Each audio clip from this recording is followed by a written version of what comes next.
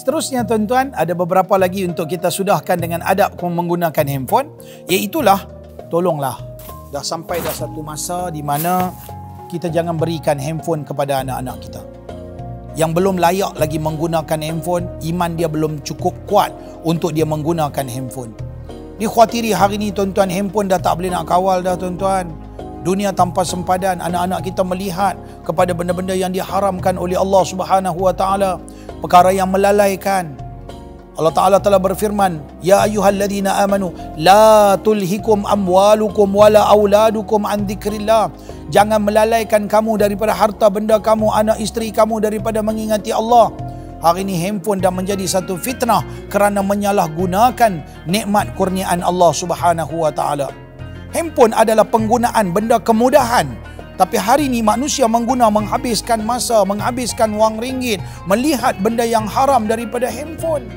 Hari ini kita boleh guna nikmat handphone, boleh akses pengajian, boleh berada dengan tuan-tuan guru, para alim ulama, boleh dapat maklumat-maklumat penting untuk kegunaan dunia dan akhirat. Tapi tuan-tuan, bahkan ramai orang berniaga hari ini melalui handphone, dengan Facebooknya, dengan Instagramnya dan sebagainya. Tapi malangnya, begitu ramai, terutamanya anak-anak muda yang tidak tahu menggunakan handphone. Maka kita sebagai ibu bapa lah, jaga anak masing-masing, kawal mereka dengan penggunaan handphone. Kalau nampak kecil, budak lagi, pakai pergi sekolah untuk nak telefon mak ayah dan sebagainya untuk benda emergency, beli handphone yang tidak ada internet. Cukup sekadar telefon. Cukup takat masuk call saja. Tak perlu ada benda-benda yang lain. Ini umpamanya, kalau perlu. Kalau tak perlu, tak perlulah kita berikan handphone, kerana dah sampai dah satu zaman kita perlu menyekat kebebasan yang tidak dikawal dengan agama ini kepada anak-anak kita dalam menggunakan handphone. Ini di antara adab supaya iman mereka, diri mereka dapat dikawal, dapat dijaga. Generasi akan datang tumbuh generasi yang beriman dan generasi yang soleh dan solehah.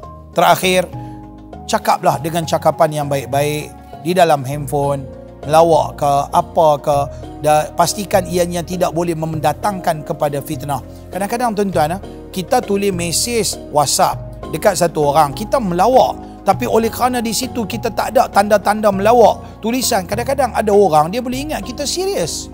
Berapa orang bergaduh, adik-beradik, kawan-kawan, hanya disebabkan tulisan.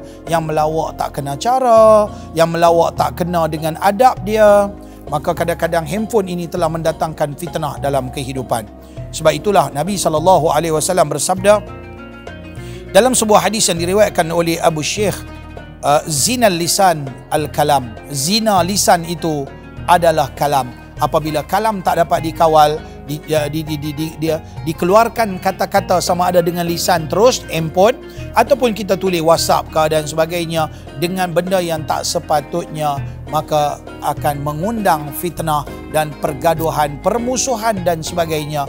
Inilah tuan-tuan, gunalah nikmat Allah ini dengan baik, dan insya-Allah pastinya handphone ini apabila diniat dengan baik, diguna dengan baik, dijaga dengan adab-adab yang baik, insya-Allah ianya akan mengundang rahmat dan barakah daripada Allah Subhanahu wa taala. Jumpa lagi dalam pertemuan yang lain dengan video-video yang lain, insya-Allah. Nantikan yang amat bermanfaat untuk anda, kita akan kongsikan insya-Allah. Sekian, Assalamualaikum warahmatullahi wabarakatuh.